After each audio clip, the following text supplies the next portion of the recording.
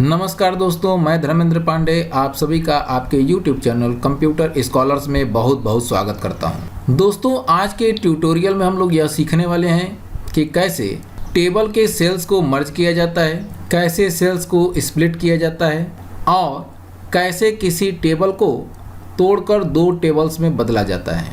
तो चलिए ट्यूटोरियल को शुरू करते हैं और सीखते हैं कि ये कैसे तीनों काम किए जाते हैं।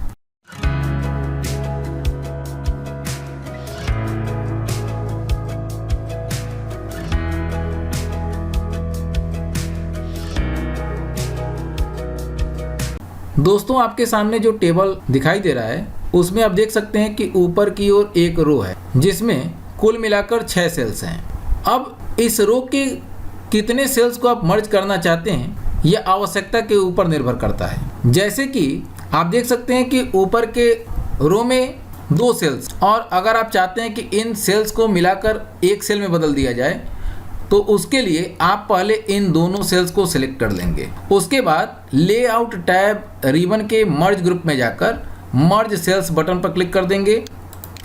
तो आप देख सकते हैं यहाँ पर जो दोनों सेल्स थे वो मर्ज होकर एक सेल में बदल चुके हैं। इसी तरीके से अगर आप यह चाहते हैं कि ऊपर के रो के सभी सेल्स मर्ज होकर एक सेल में बदल जाएं तो उसके लिए आप इन सभी सेल्स को सिलेक्ट कर लीजिए पहले। उसके बाद इसी मर्ज सेल्स बटन पर क्लिक कर दीजिए। आप देख सकते हैं कि ये ऊपर के रो के सभी सेल्स मर्ज होकर एक सेल में बदल चुके हैं, जिसमें आप कोई डेटा एंटर कर सकते हैं। जैसे कि मैं आपको यहाँ पर एक डेटा एंटर कर दे रहा हूँ, एम्प्लॉइज़ टेबल मैंने यहाँ पर टाइप कर दिया। अब इसे आप अलाइन कर लीजिए। अलाइन करने के लिए आप होम टैब रिबन में भी जा सकते हैं और यहाँ पर अलाइन बटन्स भी हैं।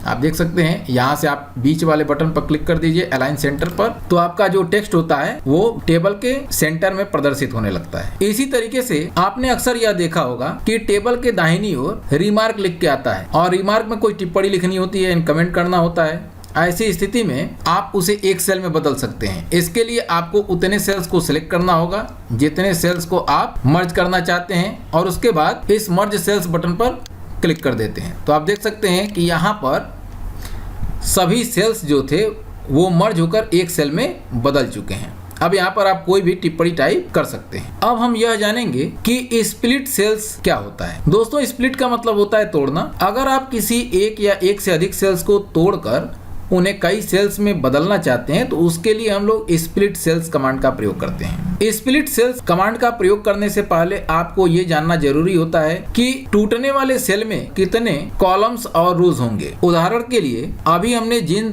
सेल्स को एक सेल में बदला है, फिर उसकी पूर्ववर्ती स्थिति में यानी सभी सेल्स में बदलने के लिए हमें पहले यह डिफाइन करना होगा कि कुल कितने उसमें रो होंगे और कुल कितने कॉलम्स होंगे। तो आप इस सेल के बाईं ओर के सेलों से मिला लीजिए।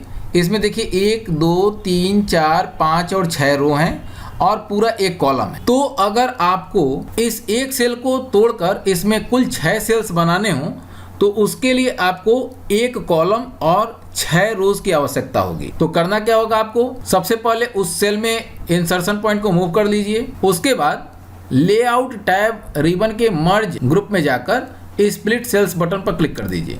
आप देख सकते हैं कि यहाँ पर एक स्प्लिट सेल्स नाम से एक डायलॉग बॉक्स प्रदर्शित हो रहा है। अब इस डायलॉग बॉक्स के number of columns text box में कॉलम्स की संख्या एंटर करनी है।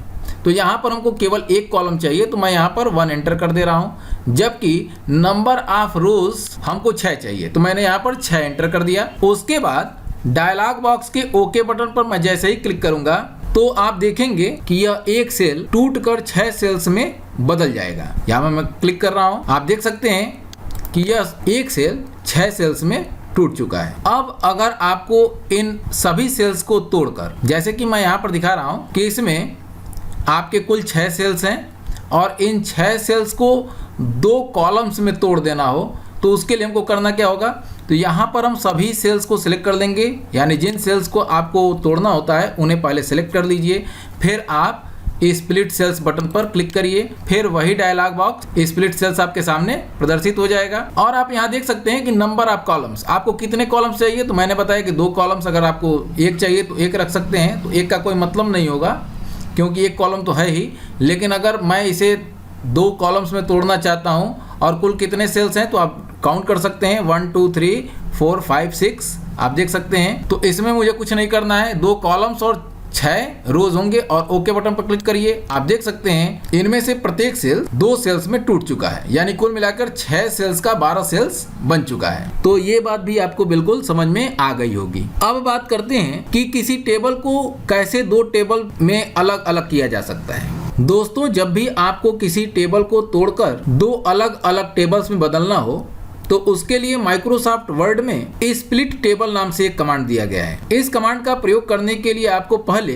यह डिफाइन करना होता है कि आप टेबल को किस स्थान से तोड़ना चाहते हैं। उदाहरण के लिए, यदि आप इस 4 नंबर रो से इस टेबल को तोड़कर अलग अलग टेबल्स में बदलना चाहते हैं तो उसके लिए आपको इस रो के किसी सेल में इंसर्शन पॉइंट को मूव कर देना होगा। जैसे मैंने यहाँ पर क्लिक कर दिया, इंसर्शन पॉइंट आपको दिखाई दे रहा है। उसके बाद लेआउट टैब रिबन के स्प्लिट टेबल बटन पर क्लिक करते ही आप देख सकते हैं कि आपका ये जो टेबल था वो 2 अलग अलग टेबल्स में बदल गया है। तो इसे बड़ी ही आसानी के साथ समझा जा सकता है और ये कमांड बड़ी उपयोगी होते हैं, कभी कभी बहुत आवश्यक होते हैं हमारे लिए। तो ये भी बात आपको समझ में आ गई होगी। तो आज के लिए इतना ही। अगले ट्यूटोरियल में हम लोग टेबल में डेटा को सॉर्ट करना और उसकी फॉर्मेटिंग को सीखेंगे। दोस्तों, अगर आप माइक्रोसॉफ्ट वर्ड के सभी ट्यूटोरियल्स के वीडियो को देखना चाहते हैं तो उसके लिए आप डिस्क्रिप्शन बॉक्स में जाकर दिए गए प्लेलिस्ट के लिंक पर क्लिक करके उन्हें देख सकते हैं। तब तक के लिए नमस्कार।